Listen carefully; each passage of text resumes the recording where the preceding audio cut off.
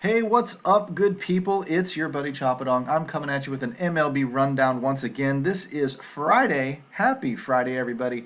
August 7th, and we're going to tear into the MLB slate, show you the top players at every single position here in just a minute. But I wanted to at least remind you that the Marlins helped last night. We were on them. The Diamondbacks helped the night before. We were on them. We found lower owned stacks in great spots because of W Score and the research station over at DFSArmy.com. Of course, DFSArmy.com is the site, one-stop shopping for all things daily fantasy sports, MMA, PGA, doesn't matter what you play. We've got you covered over there with content, tools, and coaching to make you a better player. So contribute, by liking and subscribing to the channel, notifying yourself when videos drop to your phone. Consider becoming a VIP using the coupon code CHOP, C-H-O-P, and trigger that 20% off discount. Let's dive in before I get more tongue-tied than I already am and take a look at today's research station. First thing I'm going to do is click that starting pitching matchups tab. Say that 5 times fast, especially if you're already struggling with a little bit of tongue tie. And we've got a big old slate tonight, 13 games, but as news just came down, you can get rid of the Cardinals and you can get rid of the Cubs. Another positive corona case in the St. Louis Cardinals organization leads us to another postponement of a game, and it breaks my heart being that I'm a Cardinals fan. I will say this. All of the research shown, be careful who you read in the media. The research articles are now showing that it was not a casino visit, which I even first thought.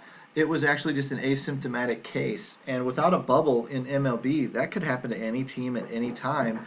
Asymptomatic people obviously run around and accidentally spread the virus. That's why we got such a damn problem in the first place. Until we can figure that out, we got issues, and MLB probably should have put themselves into a bubble like the other sports did. In the meantime, we're going to wait and see if the Cardinals even get to continue their season at all.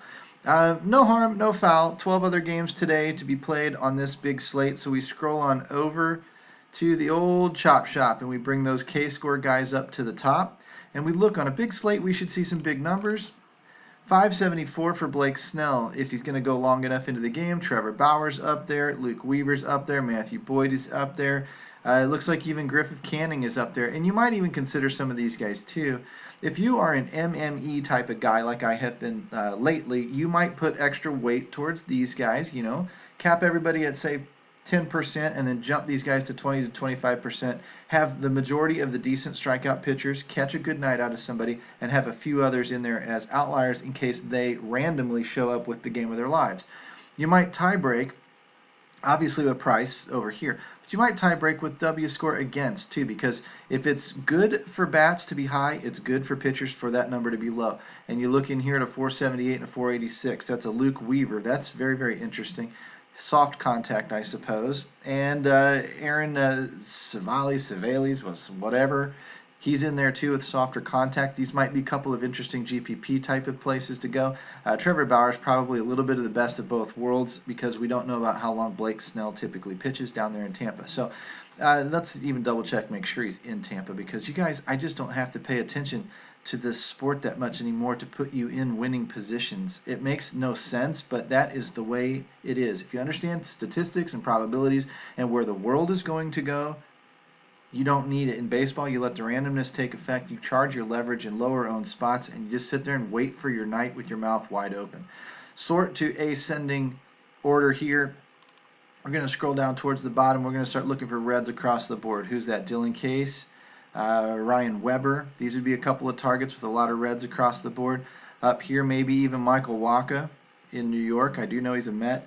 Tommy Malone, a little below him. Kikuchi, Junis. And then, of course, down here, these bottom three guys are just going to be good options for your bats to stack against. So let's slide over and see what we've got.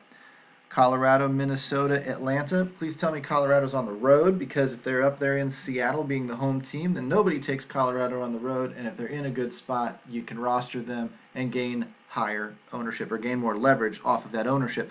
We can come back up here to who else did we say? It's interesting to see Blake Snell down that list. Who's that? Dylan Cease, Case, whatever. Cleveland probably in a decent spot. Michael Wacha. Miami again in a good spot. Nobody will be on them on a 13-game slate. You'll have them all to yourselves again. Should Michael Wacha have an off night and Miami Marlins blow up with 8 runs again, you're in a pretty good spot to succeed. But somebody in this batch is probably going to score, 10 runs or so tonight. You're going to want those stacks, and you're going to want those guys that have the potential to hit the home runs, because needle dicking around with a whole bunch of singles and walks and stuff doesn't really matter unless you end up with the guy that hits the ball over the fence. Same way. Nope, I don't need to kick these off. I need to kick the Cardinals and the Cubs off. That's what I need to do. So I kick off Cardinals, Cubs, turn that game back on. Come on, baby. There we go. And now we sort that W score by the top and we filter it down. It only takes 2 or 3 seconds to break down a slate like this. Should be a big number, a big player pool, a big, deep player pool of options, which tells me tonight I can raise this number up above my 575 if I want.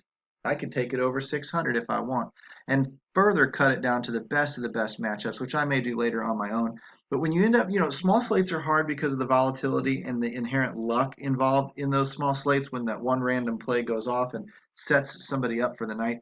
Big slates are hard for all of the depth and all of the spread and all of the viable options. You have to catch those right too, or you don't win a lot of money. So they're big, the extremes. The small slates and the big slates are hard, but for different reasons. That's why we tend to perform a little bit better on those medium-sized 8-9 game slates. Now, I scroll back over here and I see Colorado, Colorado, Colorado. That's a good sign. Toronto, a couple of bats. Interesting position.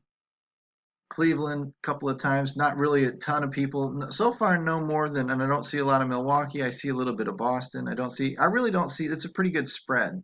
I do see Colorado in there, so that give me a little bit extra confidence in the Rockies spot tonight out in Seattle.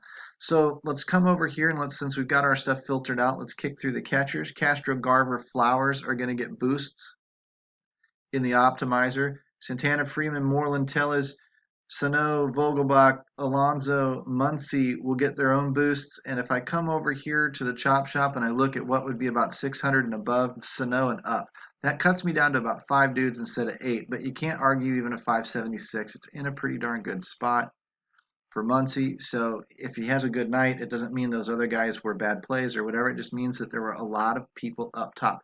Biggio, Kendrick, Lastea, Moose, if he plays low. McMahon, Hernandez, Hura, scroll back over, find those 600s maybe, and that's only 3 dudes. You might include Lastea in there to 598. 592s are okay too, so 4 or 5 guys maybe. Kick back down here to third base. Arenado, Devers, Donaldson if he plays, Anderson, Shaw. Let's make sure, again, that we're looking at 600 and over, so that's top 2 guys, maybe a third in Donaldson if he plays. It's just not hard to do it this way. Story, Lindor, Tatis, probably all fine plays.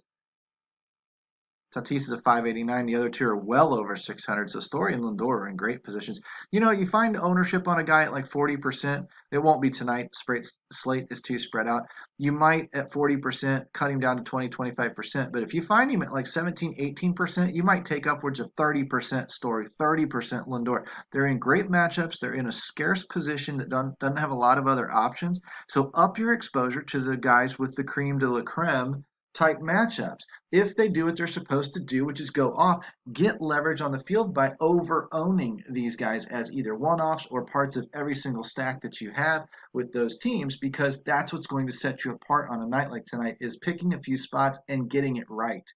Now, we're going to miss far more than we make it correct, but this is sort of how you play the game. Now, look at all of these outfielders here. This might be one where you do cut down to 600 or better. So if we come all the way down here, look at this, we're all the way down here to the bottom 5 guys that drop off. That's about it. Everybody's in play on this list. Fine. Boost them all. You're going to wind up with a wide mix and match of everything you got going on and a lot of outfielders, because it's always one of the deepest positions anyway.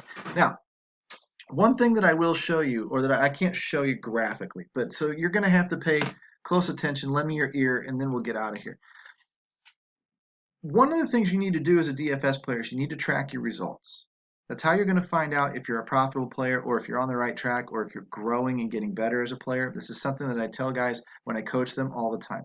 I have shown this graphic ad nauseum that I'm going to bring up here right now, and it's very, very similar to what I just did the other day. Got to get this list up and get this guy up. That's the one I want. This and this can go away. Remember the tracking percentages? You hear me talk about tracking numbers, making sure that your guys are in the right spots. I've even added to, if I play 3-man, 5-man, 10-man leagues, 50-50s, 100-man leagues, whatever. This is the money in, this is the money out. So all I'm trying to do is track this with the money in and the money out and make sure that things are profitable. That said, you keep track of where you start or where you finish in these contests. You can do this with anything. It doesn't have to be 100-man leagues. I tracked large nickels contests the past few slates, generated 197 lineups using our optimizer, dfsarmy.com, and produced a decent batch of lineups. Out of those 197, 32 or 33 of them ended up in the top 12. That cashes those 100-man leagues. That was 15.7% of the time I landed in the top 12%. Being over 12%, getting in there more often than 12% of the time, is going to lead to profit. If you're in the right contests, which we help you with at DFS Army anyway. Top 9, 11.6% of the time, almost 12% of the time, I'm in the top, well into the top 10, into the top 9 and above. Top 5%, I'm in there 8% of the time. Top 3%, I'm in there 6% of the time. And top 1%, I was in there 3% of the time. 6 out of 197 lineups got into the top percent. Now, the problem in a 100-man league, no problem. Top 1%, you win $25. You win the league, you're done, right? That's profitable. Those numbers are profitable in a 100-man league. There's no doubt. I don't even have to do the math to know that. However, they're probably not profitable in those damn top-heavy giant GPPs like nickels and dimes and quarters and whatever else. You need to produce something that goes well up into the top 1%, top 10th of 1%, even beyond. In some cases, 127,000 people, top 100th of 1% is what you're just not going to produce that lineup that often. But what you can do is you can get good at getting into that top 1%. And if you track your contests and you're in there 3% of the time, you know you're doing the right things. You know you're making sense. You know you're playing correctly. You're in a contest that isn't going to be profitable unless you trigger the lottery ticket, but you're still getting into that top 1% more often than the guy next door, more often than the guy who's just casually throwing in lineups, and you are going to have an edge over him or the average player, which means you're going to do better than most. You're going to have a better chance than most at getting up into that leaderboard. You just need to wait it out. Most people don't have the patience for baseball. The random volatility gets to them, and they don't have the patience to wait it out. I'm encouraging you to track your results. Make sure you're in the right contests. 40-man, 49-man tournament, $12 Fanduel tournament, perfect. If you got the budget for it. Chasing nickels, bad idea. It's fun with a small portion of your budget, but you need to be in the contest you can actually win and actually profit in. And if you track your numbers, you can find out where those are. If you need help with that, I'm your guy. Come on into dfsarmy.com, look me up. Choppodong is my name everywhere. Find me, and I will guide you through the process, help you find those contests, help you find your results and where they'd best fit. 50-50s, triple ups, 3-mans, 5-mans, 10-mans, 20-mans, 100-mans, GPPs, whatever it is. Let's put your money to work for you instead of always winding up frustrated that you didn't win and you had a good night. I'm Choppodong, dfsarmy.com. Hit the comment section, like, subscribe to the video while you're down there. Coupon code CHOP 20% off each and every month you remain a member. Get in here and let us help you become a better player right now.